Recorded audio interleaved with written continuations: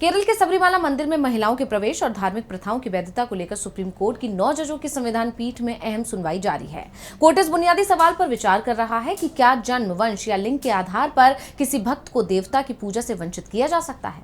इस पर सुनवाई के दौरान जहां जस्टिस अमानुल्लाह ने व्यक्तिगत आस्था और मौलिक अधिकारों के टकराव पर सवाल उठाए, वहीं मंदिर पक्ष ने नैष्ठिक ब्रह्मचारी परंपरा को अनिवार्य धार्मिक प्रथा बताया।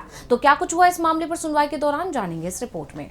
सबरीमाला मंदिर में महिलाओं के प्रवेश और धार्मिक भेदभाव से जुड़े संवेदनशील मामले पर सुप्रीम कोर्ट की 9 जजों की संविधान पीठ में सुनवाई जारी है।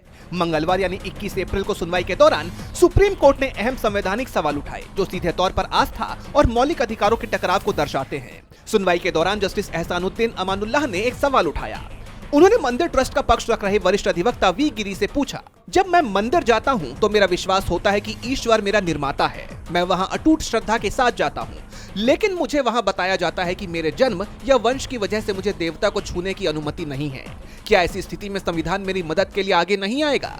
वहीं तंत्री की तरफ से पेश सीनियर अधिवक्ता वी गिरी ने आर्टिकल 25 का हवाला देते हुए तर्क दिया कि रीति रिवाज किसी भी धर्म का अभिन्न हिस्सा होते हैं। उन्होंने कहा कि भक्त की पूजा देवता की विशेषताओं के उलट नहीं हो सकती।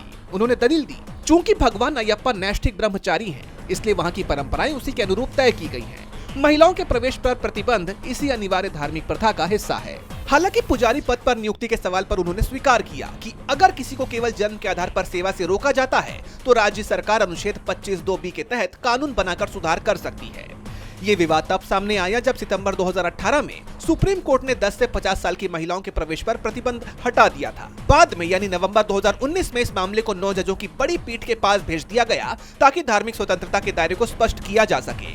सीजेआई सूर्यकांत की अध्यक्षता वाली पीठ अब ये तय कर रही है कि क्या किसी धार्मिक संप्रदाय की प्रथाएं न्यायिक जांच के दायरे में आ सकती हैं। कोर्ट ने पहले ही साफ किया है कि जजों को अपनी व्यक्तिगत मान्यताओं से ऊपर उठकर संवैधानिक ढांचे के आधार पर फैसला लेना होगा। मामले की सुनवाई जारी है और इसके दूरगामी नतीजे होने की उम्मीद है। टीवी लाइव की रिपोर्ट।